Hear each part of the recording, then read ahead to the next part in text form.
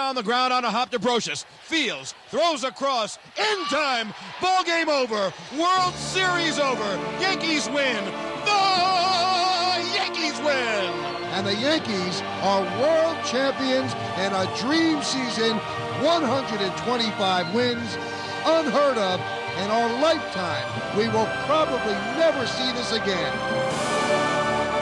There has never been a team quite like the New York Yankees. It's a team built by legends with mythic figures through fabled stories that have stood the test of time. Heroes, new ones, emerge with each passing decade. Some rising to the moment, others simply rising out of nowhere. In the last 100 years, one team has stood alone. So in the final season of the century, it was only fitting the New York Yankees would be 1999 world champions. Major League Baseball Productions presents Team of the Century. Following the euphoria of the 1998 championship, the Yankees began the 99 season in typical businesslike fashion, but with heavy hearts for Yankees past. Ladies and gentlemen, the Yankees remember the Yankee Clipper, Joe DiMaggio. He will always be remembered.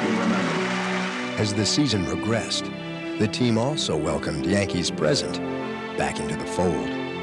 You know, the whole team was looking forward for Joe Torre to come back, and that was, I think, the moment for us to get focused, and you know, Torre gave us that push that we needed.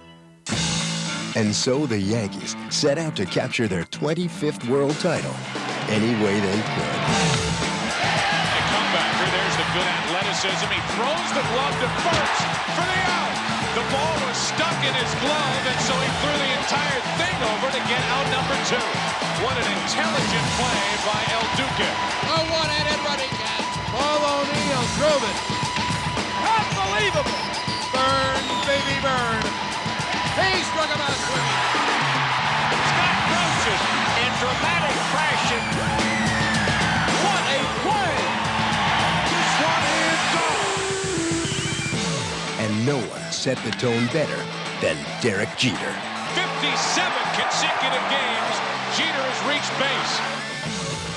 You know, we're going into a season, you want to get off to a fast start, because I think that really sets the tone for the rest of the year. And it's something I worked on in the offseason. I worked real hard to be ready for opening day. And, you know, when you're playing on this team, you have a lot of special players.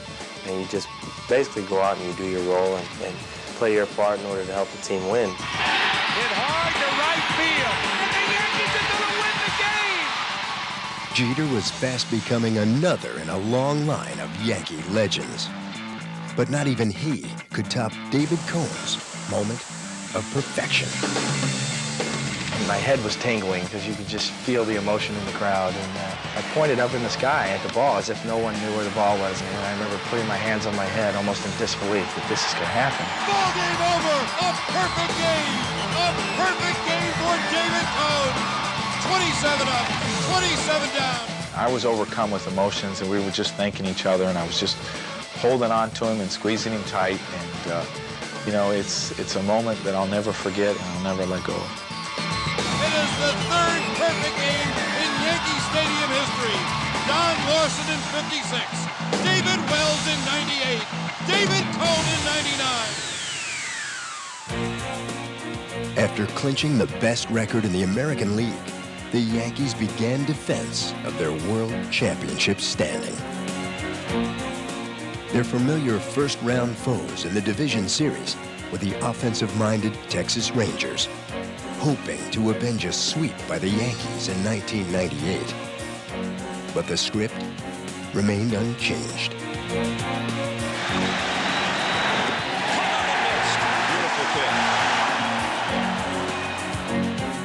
The Rangers lineup, which scored 945 runs in 1999, simply had no answer for Yankees pitching. Blew it right by Rodriguez. For the second straight year, the Rangers managed just 1 run in 3 games. The Yankees had no such problem. And And Strawberry launches one to deep left center field.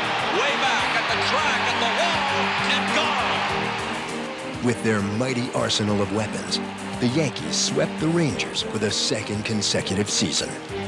New York would play for the pennant. The question was, against whom? Would it be the Cleveland Indians, the first team since 1950 to score 1,000 runs? It certainly seemed so, as they took a 2-game lead over Boston in their division series. But Cleveland was about to get beaten at its own game.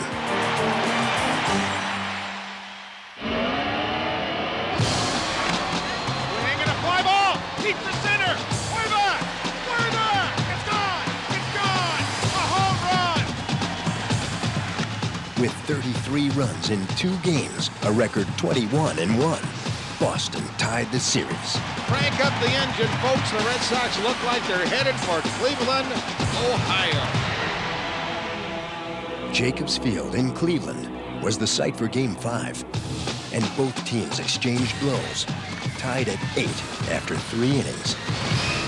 But once Boston's unlikely reliever, Pedro Martinez, came out of the bullpen, the Indians were rendered powerless and hitless. Inning over. Pedro Martinez strikes out 6. 7 strikeouts for Martinez. And reality is starting to set in. Down 2-0. The Boston Red Sox have come storming back, and they are in the American League Championship Series. New York played host to one of baseball's best rivalries, the first time ever in the playoffs. Before the series, I was talking to Yogi, and he talked to me and he said, "We've been playing these guys for 80 years. They cannot beat us." And I was like, wow. Swung on a drill deep to center field. Doing back Lewis. See ya! A home run! Bernie Williams! And the Yankees take a 1-0 lead and the best of 7. With the Yankees up by 2 games, the series moved to Fenway Park, where the matchup of the year pitted former Red Sox ace Roger Clemens against his successor in Boston. Pedro had struck out 17 Yankees in a game once already this year. Swing and a miss. He struck him out on a breaking ball. Pedro with 11 strikeouts. The Yankees were dealt their first postseason loss, 13-1. But in Game 5, LCS MVP Orlando Hernandez helped right the ship, allowing just 1 run in 7 innings, while pulling the Yankees 1 game closer to their World Series destiny. Line into the left field corner. They're waiting for it as Spencer and the Yankees are going back to the World Series to defend their crown. That's the toughest part, is getting back to the World Series. And you work since the middle of February, and you have one goal, and that's to get to the World Series and have a chance to win it. World Series bound yet again. In the National League, the Atlanta Braves were the team to beat, having won a Major League high 103 games. The names and faces that symbolized their decade of excellence were back. But in the division series against Houston, new faces played a role. And the Braves take a 3-2 lead on a blast by Brian Jordan. He's now driven in 5. Kevin Millwood pitches a 1-hitter in his first playoff game. Listen to this crowd. Tied at a game apiece in Houston, the series turned with the bases loaded and nobody out in the bottom of the 10th. Fans to start, throwing to the plate, and they get the runner at the plate. An unbelievable play by White. The play of the postseason by Walt Weiss helped propel the Braves to their 8th straight league championship series. Their opponent there was just 1 swing away. High fly ball deep to center field. Back goes Finley, going back. Warning track at the wall, and it's out of here! It's out of here! The Mets win the ball game! The Mets win the ball game! The Mets have won the series 3 games to 1! So with a Subway Series lurking in the dreams of New York fans, the Mets faced a confident Atlanta team, one that had mastered their division rivals all year long, and now took a 3-0 lead in the series. But the Mets would rebound and seek to become just the second team ever to trail by 3 games and force a Game 6. 1 run wins it, and we go to Game 6. Robin Ventura. 2 nights in a row, the Braves were so close to going to the World Series. 2-1 delivered. Robin Ventura! The Mets win! 4-3! There will be a Game 6! But in Game 6, the Braves came out swinging. And a line drive, base hit. 4-0 Atlanta.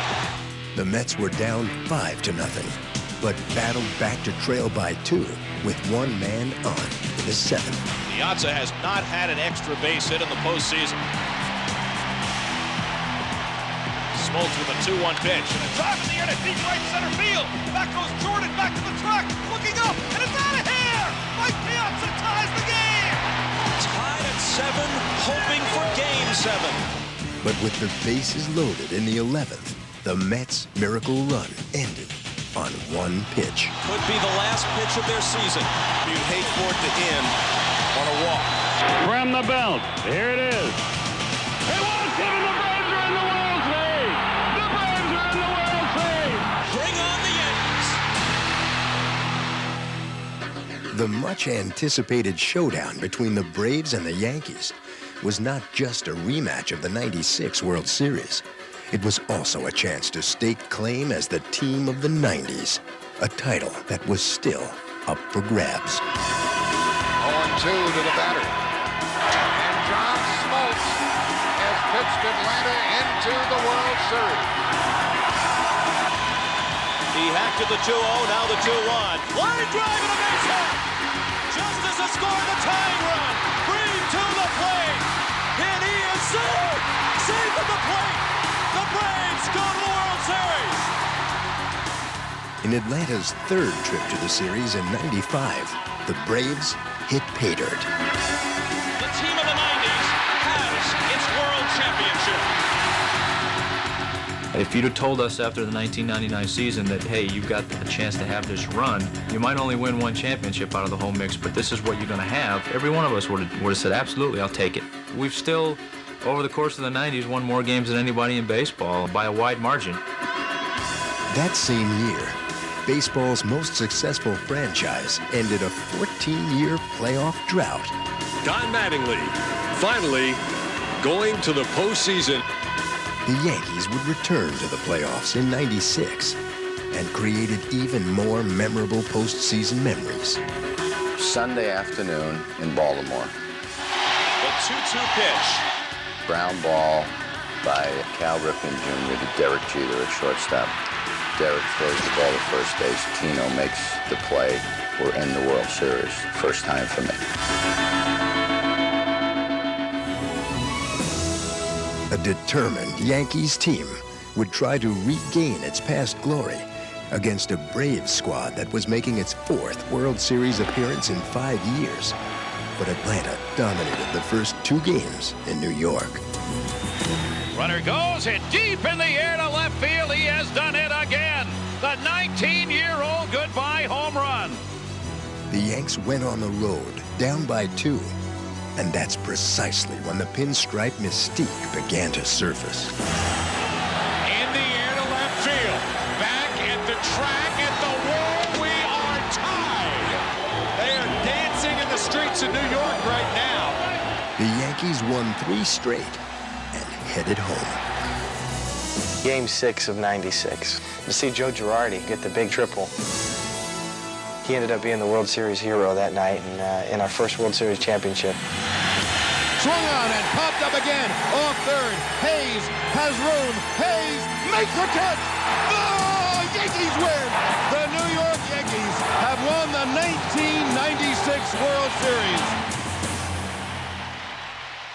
2 years later, a season for the ages. A grand slam into the upper deck for Tino Martinez. 1998, wow, what can you say about that year? 125 wins has never been done before.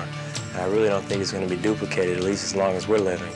In our lifetime, we will probably never see this again. 125 wins. It's that moment when that last out is made, and everybody's rushing together, and you just look into each other's eyes, and you just realize what we did. In 1999, the Braves looked to reaffirm their supremacy. Two great teams all year long, seemingly on a predestined collision course. If the question is sustained excellence, the team of the decade is the Atlanta Braves, but the Yankees have a chance to win their third world title in 4 years and to do it twice at Atlanta's expense.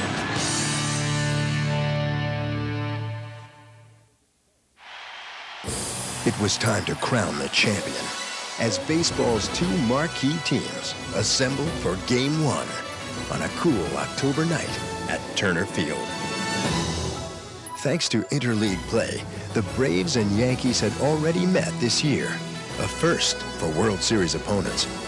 Now, as Game 1 commenced, a lineup change. The veteran left-hander Tom Glavine, slated to start tonight, has been scratched. He came down with a stomach virus yesterday. Greg Maddux will pitch tonight against Orlando Hernandez. The Cuban right-hander, known as El Duque, began the game with a 4-0 record in postseason play. And in his first inning of work, he showed why. The first at bat off Chipper Jones, he struck him out. A real good fastball right on the inside corner. He struck out the side. I thought that was a very important bat to show that if he pitched and made the right pitches, he could get their best hitter out. He's got that motion, he's got the arm angles, he throws strikes with the fastball, with the breaking ball. A couple of them swung at a slider for strike 3, and they kind of were walking away looking back like, you know, what was that pitch right there? El Duque, razor sharp through his first 3 innings of work. He probably had the best stuff he's had all year in Game 1 of the World Series. I guess he couldn't have saved it for a better stage. El Duque struck out 8 of the first 11 batters he faced. He began the 4th inning with his 5th strikeout in a row. But Atlanta's most dangerous hitter was long overdue. Now he has to deal with Chipper Jones. And not even El Duque can survive a misplaced pitch to Chipper. It was supposed to be a fastball away, and that fastball came inside a little bit where Chipper really likes it. 1-0 pitch, swung on and driven deep to right field. Stay fair, ball. Stay fair, it is. Good, home run. And the Braves take a 1-0 lead. You know, he made a mistake and he knew it.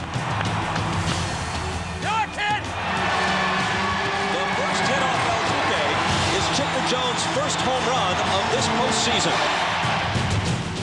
I say forget about that pitch. That's the only run they're going to get. Let's try to keep us in the game so we can score a couple of runs and win the game. Hernandez bounced back, retiring the next 8 batters. By the end of the 7th, El Duque had a 1-hitter with 10 strikeouts. He was just overpowering. He was getting everybody off balance. You could feel their frustration as the game went along. But Maddux was mastering the Yankees with equal ease. And this 1-0 game moved into the 8th, looking very much like a classic. Down to their final 6 outs, the Yankees summoned the magic that has served them so well. Scott Brosius starts it in the New York 8th, and he's 3 for 3. They have 4 hits, and 3 of them are Scott Brosius singles. The 1998 World Series MVP was once again the catalyst. Joe Torre had a dilemma. So I have a choice. I guess I could leave El Duque in there and bunt, or try to win the ball game and have Darryl Strawberry go up. That is it for Orlando Hernandez. Darryl Strawberry heads for the batter's box. He is still obviously a feared hitter at age 37. It was a difficult decision. Hernandez was pitching a gem, but this opportunity cried out for a hitter's eye. He walked him. Runners at first and second, nobody out. His power threat is something that, in my opinion, has caused us to have that walk. We're also going to get a pinch runner, Chad Curtis, coming into the game to run for Strawberry at first. So the Yankees get 2 men on in an inning for the first time, and now Knobloch has to bunt him over. I knew walking up there, I knew I was going to bunt with men on first and second. Brocious off second, Curtis off first. The pitch, and there's a bunt, a beautiful bunt, past the mound. Hunter fields, drops it, everyone's safe, bases loaded, no one out. Maddox, everyone knows, Gold Glove winner. I mean, he's a great fielding pitcher. If I bunt it again, try to bunt it towards third, you know, that's going to be an easy out at third base. So I really tried to just bunt it back toward the mound. An excellent bunt by Chuck Knobloch. Well, now Maddox has his work cut out for him. Bases loaded, nobody out, clinging to a 1-run lead. A precarious position for Maddox, especially with Derek Jeter at the plate. It'll be a 1-2. Swung on line, base hit left field. Scoring is Brocious. A line drive, ribby, base hit by Jeter ties the game. We're tied at 1. Bases loaded, no one out for the middle of the Yankee order. Just like that, both starters were gone. And now this will be the end of the night for Greg. John Rocker comes in with no margin for error. The Braves bring the infield in against Paul O'Neill. Bases loaded, nobody out. A nagging rib injury and a 190 average against left-handed pitching haunted O'Neill. Rocker had left-handers for lunch. In the face of this scenario, O'Neill's resourceful at-bat was spectacular. Paul O'Neill worked the count to 3-1, and 3-1 with the bases loaded. I don't care if you throw underhand, overhand, sidearm, you're still going to have to throw it across that 17-inch plate. Now O'Neill is in control of this at-bat. Rocker has to throw a strike. 3-1, the pitch, hit on the ground, base hit right field. Curtis scores, coming around third is Knobloch. The throw home is not in time, and in the 8th inning, the Yankees take a 3-1 lead. For Paul to go up there, lefty versus lefty now, and get that hit was just, it was just huge. But the Yankees weren't quite finished, for with 2 out and the bases loaded, they called on Jim Leyritz for insurance. The count is now full. 3 runners will take off on the pitch. They go, here it comes. He walks home a 4th run. The Yankees had taken complete command. But now the Braves need a 3-run rally just to tie the score. And they've got to do it against one of the toughest relievers in the game, Mariano Rivera. And with New York's unparalleled closer on the mound, the only thing missing from a 4-1 lead is a ribbon and a bow. And the pitch to Myers on the way. A little looper toward third, foul territory. Brocious there for the catch. And game 1 of the 1999 World Series goes to the New York Yankees. Only one team in the last 21 years had won back-to-back World Series. The New York Yankees were 1 game closer to becoming the second.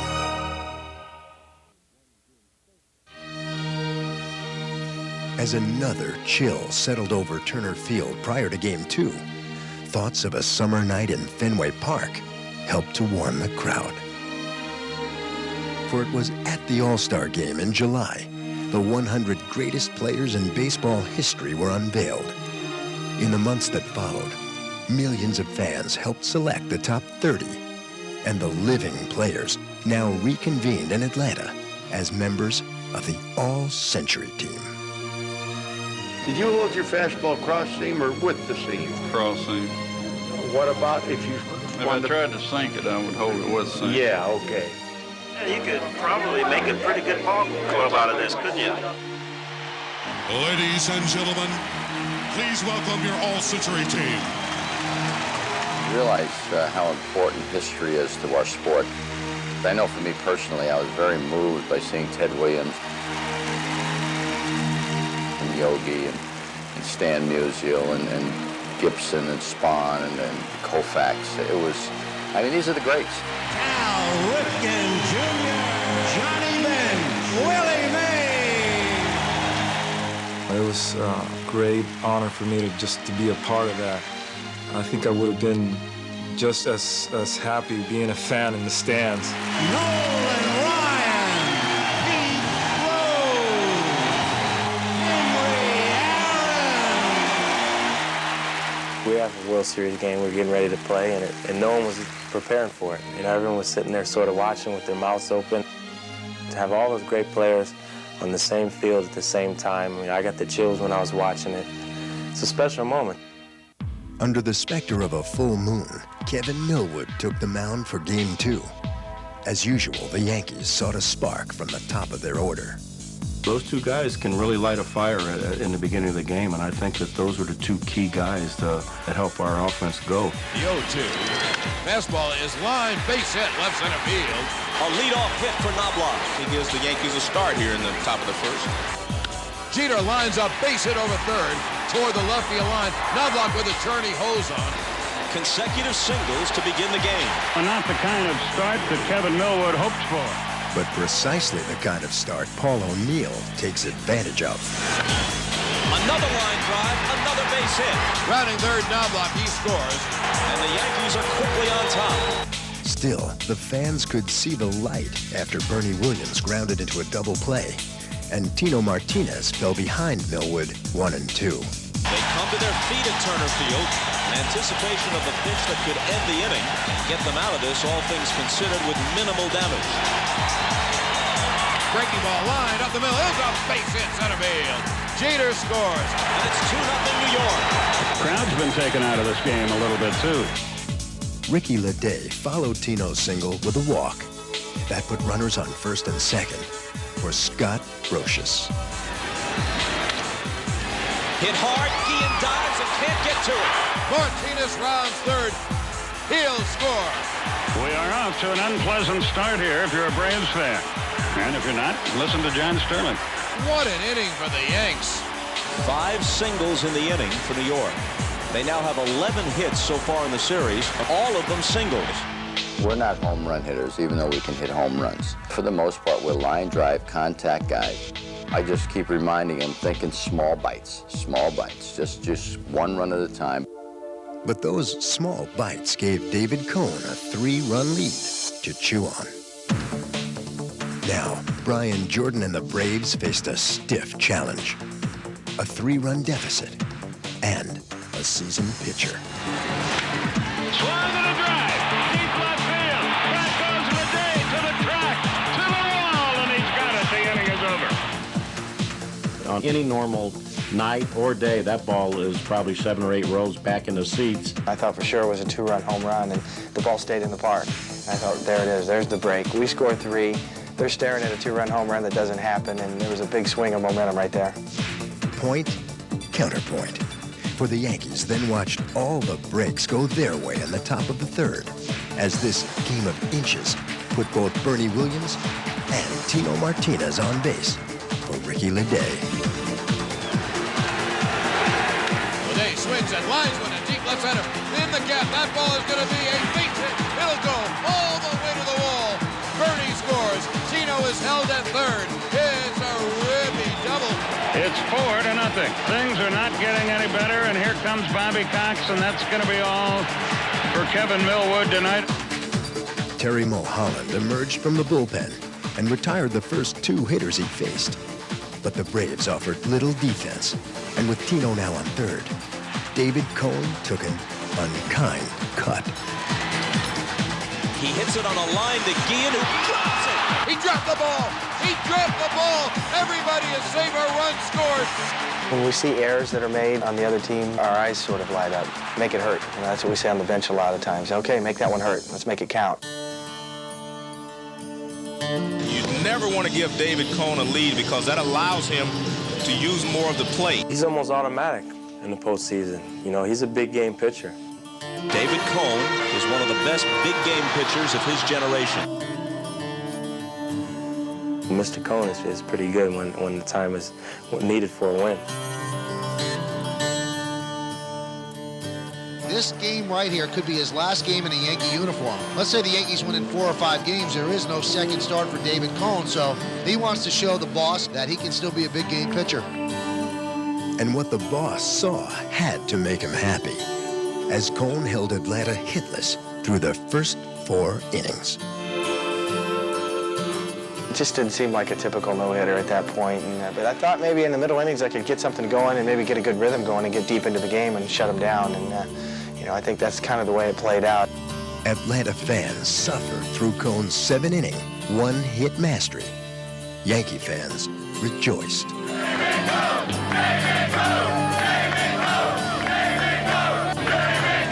Yankees prevail and win the ball game 7-2. 2-0 New York in the series.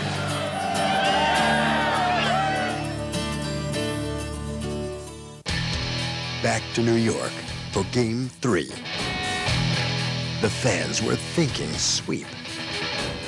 That's where that should have went down tonight, man. The Braves were looking to do the right thing, but it was a subtle left field thing the Yankees did that would make all the difference. Chad Curtis for Ricky Leday. The New York confidence was high. We won the first 2 in Atlanta, but you can forget about that unless we win Game 3. And we took every game like it was the 7th game, do or die situation. I really felt that once you have a team down, you got to kill them. The Braves' backs were to the wall. There's a movie written about the pride of the Yankees. I think the Atlanta Braves have a lot of pride too, and I think that's going to show tonight. They have to prove to the world that they're not going to get swept by the Yankees, and if they don't win tonight, it's a great possibility of that happening. After missing Game 1 due to illness, Tom Glavine took center stage for Atlanta. Andy Pettitte would start New York's 200th World Series game, and the Braves would hit him early and often. Now the stretch in the 1-1 coming to Brett Boone. He swings, sends a fly ball, deep right field. Back for it goes O'Neill, still going. He looks up, it's off the wall.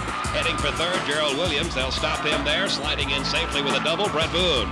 And runners are at second and third, nobody out here in the top of the first. Brocious kicks it, picks it up and throws and gets it, but a run scores. In the bottom of the first, the Yankees had an answer. Knobloch slams one to right. Jordan races over, got a glove on him, and it pops out. Knobloch speeding for second. He's in there. Open the door a crack, and you pay. Into shallow left to tie the game. These Yankees are almost ruthlessly opportunistic. You give them the slightest chance, and they pounce on it. But in the third inning, it was the Braves who pounced on Pettitte. It began with the second double of the night by Brett Boone. He moved to third for Brian Jordan. Liner to right field. It's going to drop in for a base hit, and that'll get Brett Boone home, and the Braves take a 2-1 lead. But the Braves weren't quite done, for Jordan moved to second on a single by Andrew Jones. Another chance for the DH, Jose Hernandez. Swings on the first one and smacks it down the left field line. That'll be extra bases. Jordan comes home to score. Andrew Jones being waved home. He's right behind him, and he touches the plate on the double by Hernandez. It's 4-1 Atlanta. In the fourth, Boone's third consecutive double scored Gerald Williams, who had tripled. Now it was 5-1, and for the first time in the series, the Yanks were in trouble. But then, the Braves' momentum skipped a beat. And there goes Boone to third. The pitch is taken. The throwdown is in time. When I was able to throw Brett Boone out, I felt that he would have scored if I wouldn't have got him. A great throw by Girardi. You know, at the time it was 5-1, and they were thumping us pretty good, and I think they'd had 10 hits up until that point. A Chipper Jones single, which would have scored Boone, followed, and Pettitte left the game.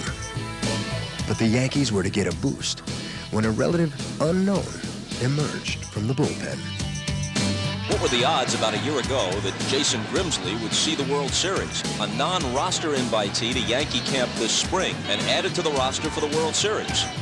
Jason held Atlanta scoreless for 2 1/3 innings. To see Grimsley come in, he hadn't pitched in a month and wasn't on the roster the first 2 rounds and did a great job in relief. And just to shut the door, because, you know, it doesn't matter to me. You know, I wanted to have a good start, obviously, but the big thing was just to win the game. It was great sitting there on the bench, seeing guys walk by, patting me on the leg, saying, you know, we're going to pick you up. Let's go Yankees! Let's go Yankees! Derek and I were talking the whole game. You know, when they got ahead 5-1, if we can just hold them here, just hold them. But Glavine was pitching like the Cy Young Award winner he is. Tom was throwing great. You know, he had the lead, and I really think he threw well the whole game. It just, you know, it seemed like it was one of those games where every pitch that maybe he left up or made a mistake with, it wasn't hit for a base hit, it was hit for a home run. Winding the pitch, swung on, hit high and deep to right field. Park's not going to hold that one. That's in the seats, an opposite field homer for Chad Curtis, and it's 5-2. In his first World Series start, Chad Curtis had gone deep, and the Yankee fans also relished 2 more scoreless innings. I said, I'm going to go out there and try to get strikeouts and get this crowd back in the game so we can pull this out. And I like it when they cheer. I think everybody wants to go out there and produce and get that game-winning hit or game-winning strikeout and hear all the fans go crazy. Slowly, the Yankees inched closer. Swung on and drilled deep to right field. Looking up Jordan. That ball is gone. See ya. Home run, Tino Martinez. Deep into the lower deck, right down the right field line. And the Yankees have closed to within 5-3. If we get a little crack in the door, if somebody gives us a chance, then it kind of explodes, and you know, I guess we blow right through the door. Bobby Cox does not do it by formula. He does it by feel, plays hunches a lot, and the key members of this team, especially the pitching staff, have been with him so long that he'll rely on what they tell him. The Braves had hoped for 7 strong innings from Glavine, and that's what they got. But in the 8th, a decision had to be made. It kind of boiled down to, did I have enough to go out there and pitch one more inning? Even though I was still throwing the ball pretty well, my body was starting to get a little bit tired. And, you know, I think everybody hemmed and hawed about what we should do, and I guess finally I ultimately just said, all right, I'll go out there. I'll try and go another inning and try and get us 3 outs. Having thrown 72 pitches through 7, Glavine will start the 8th. In retrospect, it was probably a mistake. Swung line, right field, base hit. Girardi hit a rope, and the time run comes to the plate. 1 on for Chuck Knobloch. The 2-0. Swung on and hit in the air to right field. Jordan back to the track, to the wall. He leaps. It is gone, gone, gone, gone, gone. Chuck Knobloch has tied the game with a 2-run home run over the right field wall. Chuck Knobloch, and the ball game is tied at 5. Jordan went back to the wall, made a leap, and the ball went off his glove and into the seats. Chuck Knobloch is a hero in New York. And that's the loudest that I personally have ever heard the stadium when I was out on the field, like running around the bases. My ears were literally ringing because it was so loud. And that's a great feeling. You're so excited and you're trying to control yourself, but it was a lot of fun for me. I had a big smile on my face all the way around the bases. 1 man wins, 1 man loses. And Glavine now left the game with the score tied at 5. In the top of the 9th, Rivera allowed Boone his 4th hit. Swung, looping line drive, right field, base hit.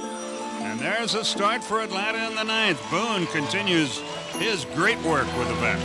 So that was a huge play, with Boone leading off the inning against Mariano Rivera, who hardly gives up any hits. But for him to get on base, and then, you know, everybody in the stadium knows that Otis Nixon's coming in to run. With a pair of 40-year-old legs that could still outrun most anyone. Girardi's throw is in time. A 1-hopper caught by Jeter, put the tag on, and you know what? Nixon was out. Well, you just try to get rid of it as quick as you can. Mo's not the quickest guy to the plate. He doesn't have to work on it a lot. A lot of times there's not a lot of people on. And I made a throw that bounced. Derek Jeter made a great play, and I think that was a big lift for our club. In my point, it was a turning point in the game, because if he's in second base, you know, the momentum might shift and they may score a run. I think that was one of the things that really deflated them, you know, so to speak, because we were playing so well and we were playing so strong, and they felt like they couldn't get any breaks. It's true, for Mariano settled down and pitched 2 scoreless innings. Likewise, John Rocker threw shutout ball for the Braves, so the game moved to the 10th, and Atlanta called on Mike Remlinger. His first batter, an unlikely hero, Chad Curtis. With 1 home run already, he hadn't hit 2 home runs in a game all year long. You know, he came into the dugout after his first home run, And I just kind of, hit him a little bit, said, hey, you just hit a World Series home run, And he says, well, I still all serious. Well, I want to hit one that counts, that matters. Swung on a drill deep to left field. That could go. Williams back, looking up. See ya! A home run into the Braves bullpen and left center field. And the Yankees win the game 6-5. And they're 1 win away from baseball nirvana. Oh, what a home run for Chad Curtis. He rounds third. He heads home. And the entire Yankee team greets him at home plate. What a thrilling come from behind 6-5 Yankee win. Oh man, it doesn't get better than this. And how did his teammates receive their newfound hero? To be honest with you, what they told me was that they were happy it happened to me because they thought I was a nice guy and I deserved something like that. And, it's one thing to be a great baseball player, and there's been a lot of those, but I'd rather be a good person than a good baseball player. And for somebody to say that they were glad it was me because I think I'm a good person, that means something to me. It's just a moment in time. But for a baseball player, it's a moment that is frozen in time forever. So then he hits the home run, wins the game, and I came in the clubhouse, and I caught him over there and I said, hey, that one mattered. And he kind of smiled and said, yeah, that one mattered.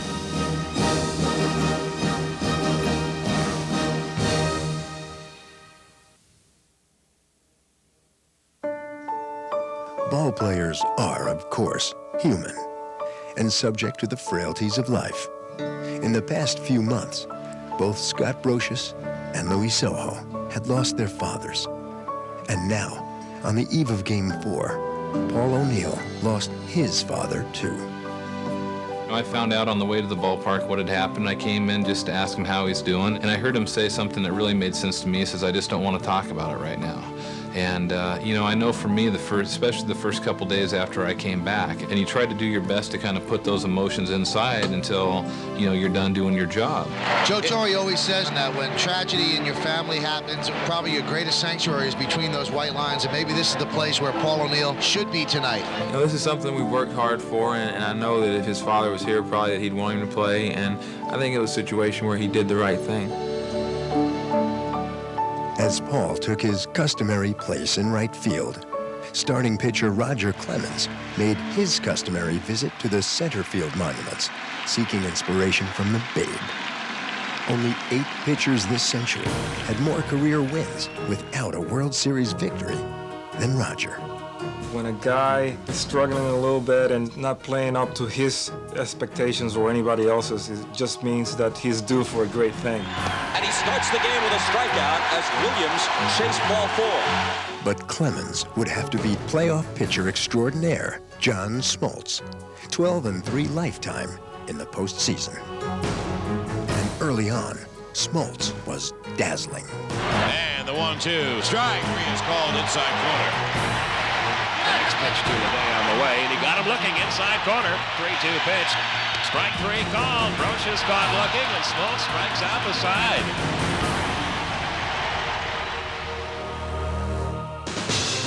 But in the bottom of the third, Chuck Knobloch managed to get bat on ball.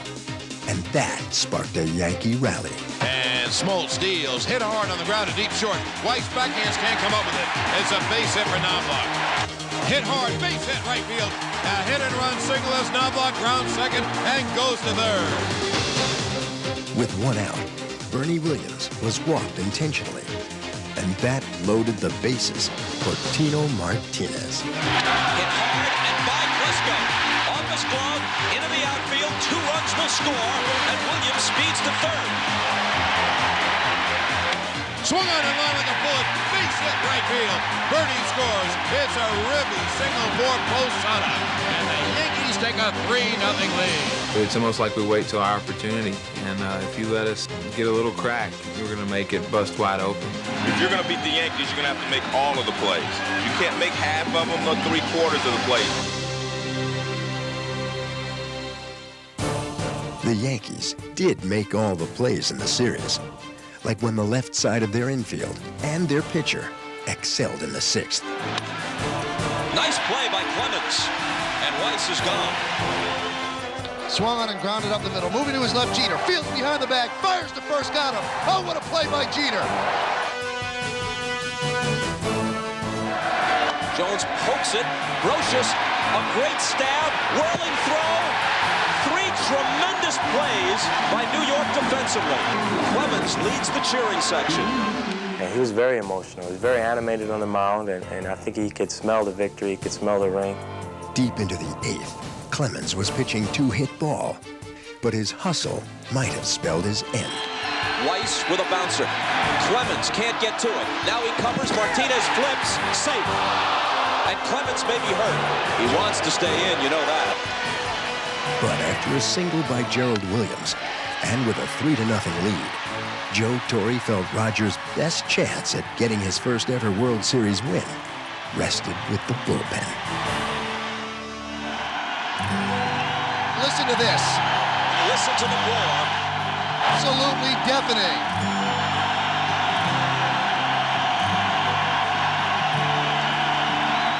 A Red Sox pretty much his whole career, and people say he'll never be able to be a Yankee, and I know how gratifying it is. I know how satisfied he is. And he said, you know, I feel like a Yankee now, and that's just great. When Jeff Nelson allowed a single to Boone to make it a 3-1 game, the call went out for Series MVP Mariano Rivera, who incredibly had not allowed a run in his last 35 appearances. Mariano Rivera, unscored upon in this postseason. He's given up 1 run since mid-July. But to keep these runs from scoring, he'd have to stop Chipper Jones. The 2-2. Swung on and grounded wide at first. Fielded by Soho. Throws to Tino in time. And Rivera gets out of the inning. That set the stage for the legend of Jim Leyritz to grow. Leyritz has always been a dangerous playoff and World Series hitter.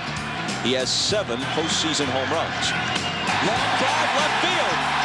Has Leyritz done it again? You bet. Do you believe that?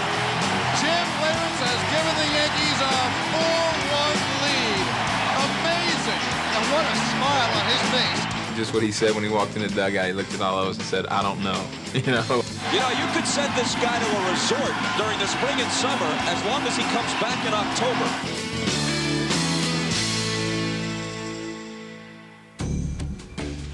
You can hear it, sense it, smell it, feel it. Mariano Rivera, who remembers fashioning a baseball glove out of cardboard in his native Panama, looking to finish the World Series at Yankee Stadium. And this crowd is prime.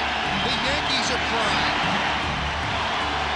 Atlanta's last hope is Keith Lockhart, who's 1 for 3.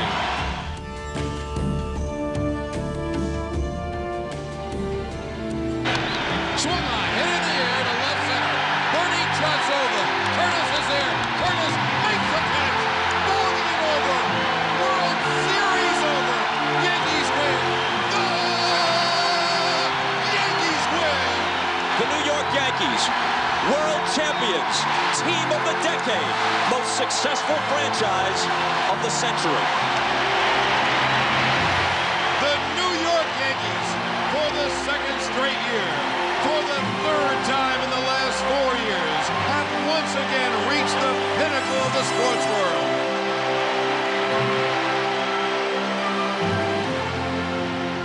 I think you had a lot of guys whose thoughts were elsewhere, you know, whether it's with their families or, you know, Mr. Torre thinking about what he's been through. And it was very gratifying for us to win. You know, we worked this hard and everyone knew we had the team to do it. So it was a special moment, but I do think it was a very emotional time. It's almost like when you have adversity and you're able to overcome adversity and overcome another great team on the field, and, you know, it even makes it sweeter. 25 World Series titles. No one else has more than 9. The first team with back-to-back sweeps since the Yankees of 38 and 39. It's a team of guys that have put personal things aside, that have put individual goals aside for this one team goal. And when you look and you just see in everybody's face, yeah, this is what it's all about. That's what I remember.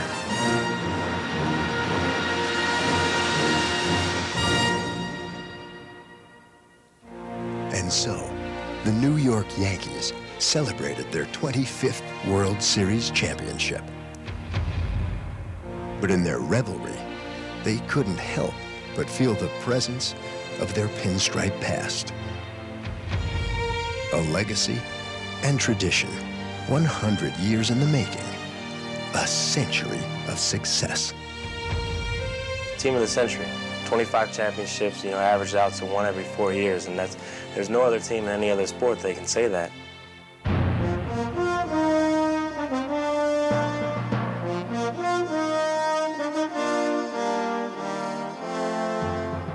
This rare assemblage of talent was called Murderers Row, and many consider it the finest team in baseball history. Well, it's what everybody said it was all about. I finally know what it feels like to be a Yankee. Lou Gehrig batting.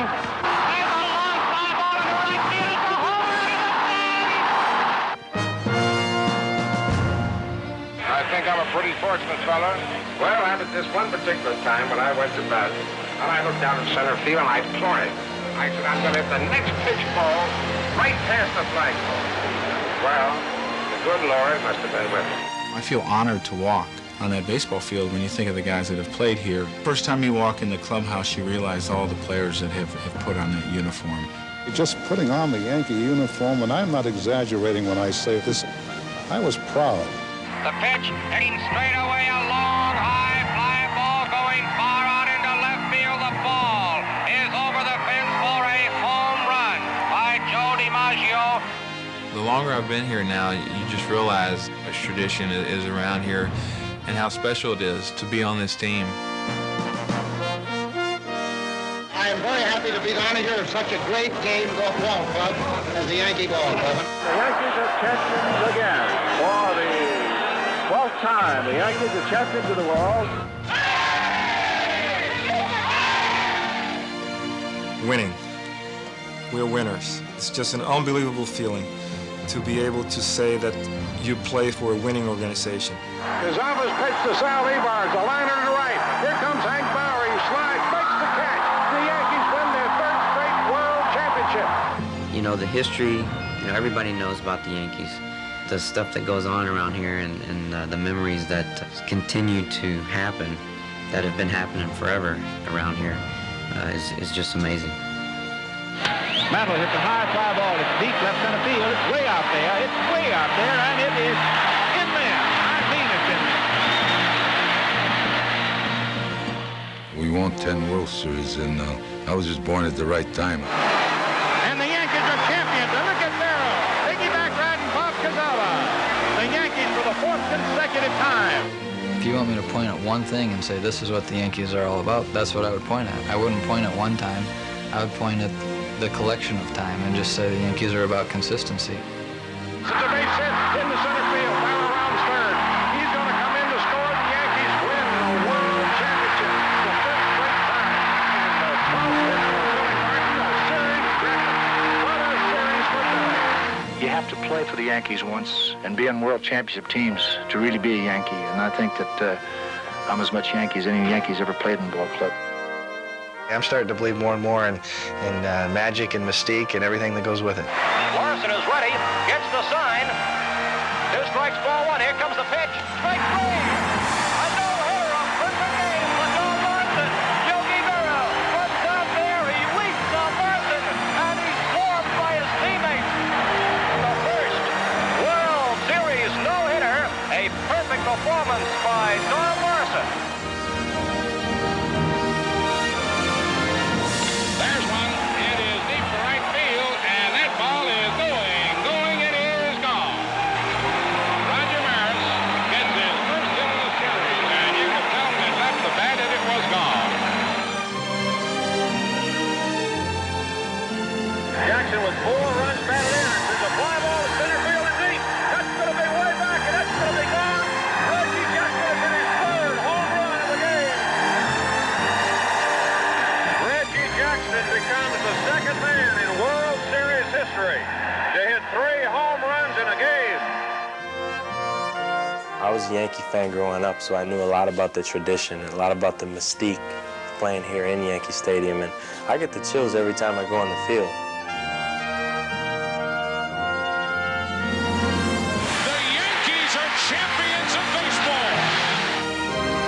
now celebrating the organization's 23rd world title.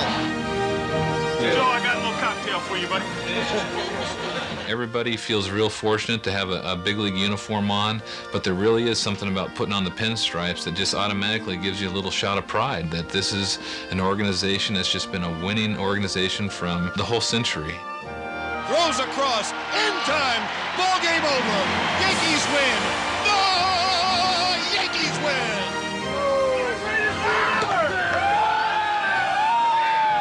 It just seems like every year that there's a fairy tale ending to our season and stuff magical happens. And the New York Yankees, in the final year of the century, have won their 25th World Championship, and indeed are the team of the 20th century. The celebration begins.